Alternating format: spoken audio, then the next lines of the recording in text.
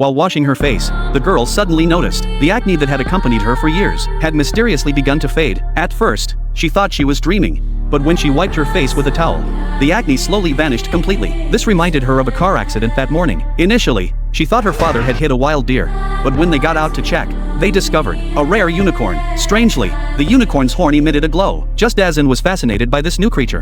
Her father, fearing discovery, suddenly grabbed an iron bar and struck the unicorn dead. Its purple blood instantly splattered their faces, and believed her acne vanished, likely due to the unicorn's purple blood. Sure enough, her father's body began to change. His nearsightedness vanished, he could see clearly without glasses, as if healed by some magical power. Little did they know, a terrible disaster was approaching. It turned out Lawyer Jack had come to this wealthy mansion because the cancer-stricken tycoon was dying soon. The tycoon had invited Jack to arrange his will. Suddenly, Anne appeared and interrupted them. The unicorn's corpse was hidden in the car, and urged her father to dispose of the unicorn immediately, as she had discovered its extraordinary powers. No sooner had she spoken than a sudden noise came from the car outside. Immediately afterward, the vehicle shook violently. This instant made the wealthy man sense something was amiss. He hurriedly sent men to investigate the vehicle. Something seemed to be struggling inside. Before anyone could react, the unicorn burst through the car.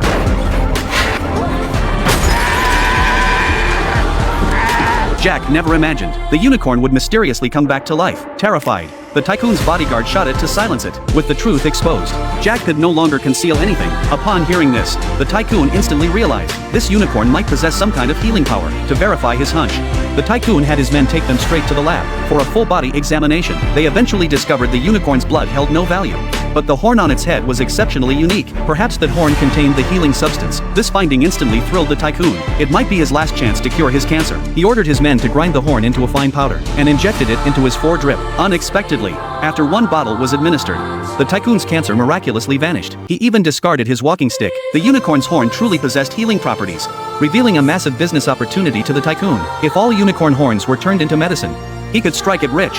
But Annie suddenly felt uneasy. She began researching unicorns. These mythical creatures had appeared in the Middle Ages. Back then, capitalists seeking profit began hunting them in large numbers. Though many people's illnesses were cured, they eventually fell victim to some curse, all meeting tragic ends. To prevent such a tragedy, Annie urged the tycoon not to proceed, but greed had blinded him. They even had the unicorn packed up and shipped elsewhere. The tycoon then organized a banquet to reward the father and daughter. Unexpectedly, at that very moment, the mansion suddenly lost power for no apparent reason. Even cell phones seemed to suffer some interference. Fortunately, the electricity soon returned to normal. But just as everyone relaxed their guard, a sudden, eerie roar echoed from the surroundings. As the crowd stood bewildered, a doctor suddenly felt a chill down his spine, followed by a spray of something. When the woman opened her eyes, she froze in shock. A horn had pierced the man's chest. They never imagined there was more than one unicorn. Clearly, the unicorn outside had come for revenge. The bodyguards, seeing this, fired their guns in panic, but the unicorn moved with lightning speed, dispatching several bodyguards to meet their maker.